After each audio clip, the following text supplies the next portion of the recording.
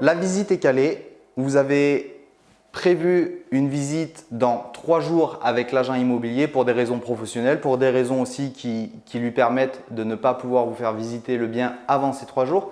Il va être très important pour vous de préparer cette visite. N'y allez surtout pas les mains dans les poches. Encore une fois, il faut garder ce professionnalisme que vous voulez renvoyer au professionnel qui est en face de vous. Et pour vous personnellement, encore une fois, ça vous permettra d'être bien plus réactif sur le produit, sur le bien. Vous aurez validé des points administratifs, des points chiffrés. Les seuls points qui vous restera à valider pour cette visite vont être les travaux intérieurs et extérieurs du bien. Donc pour préparer sa visite, tout d'abord, renseignez-vous sur le prix moyen de la rue. Les prix de vente qui ont été les prix sur lesquels les autres biens ont été vendus sur les derniers mois, sur les dernières années. Ça vous permettra de connaître le prix actuel et l'évolution du marché. Pour ça, pour ma part personnelle, il existe énormément d'applications. Pour ma part, j'utilise ce qu'on appelle Prix Immo. Prix Immo, c'est une petite application qui permet de répertorier l'ensemble des ventes qu'il y a pu y avoir dans le secteur les 6 derniers mois, les dernières années, les dernières semaines. Un référencement fait par des notaires.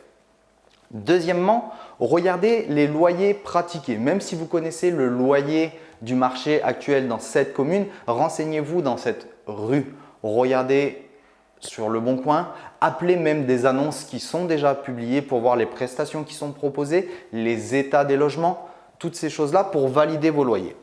Si vous avez des doutes sur les loyers pratiqués, ça se fait énormément. Des personnes ne le font pas. Je conseille quand même vivement de le faire. Anticipez pour vous, pour calculer votre future rentabilité, les loyers que vous pourrez tirer de ce bien. Comment estimer facilement ces loyers? C'est très simple. On peut mettre ce qu'on appelle une annonce fantôme. Rédigez-vous un texte d'un appartement, sélectionnez des photos. Alors bien évidemment, ne prenez pas des photos d'un bien entièrement refait à neuf qu'on ne peut pas trouver sur le marché, qu'on trouvera uniquement dans du neuf. Prenez un bien bien rénové, propre, lumineux et équipé.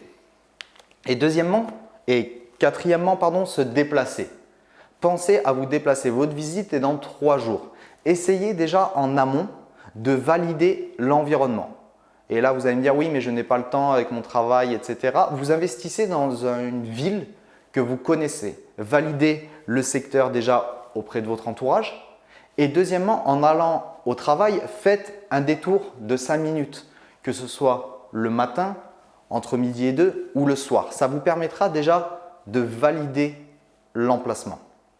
L'ensemble de ces critères est très important pour pouvoir encore une fois être réactif sur le marché. Une fois que vous aurez validé l'ensemble de ces points, pensez aussi à préparer votre visite en amont, que ce soit papier, mètre, télémètre, appareil photo. Votre téléphone suffit largement. Mais ça vous évitera d'aller et d'arriver sur place le jour de la visite et qu'il va vous manquer un document, 2 documents, votre maître. Ça ne fait pas professionnel. N'oubliez pas qu'il faut que vous soyez professionnel et réactif.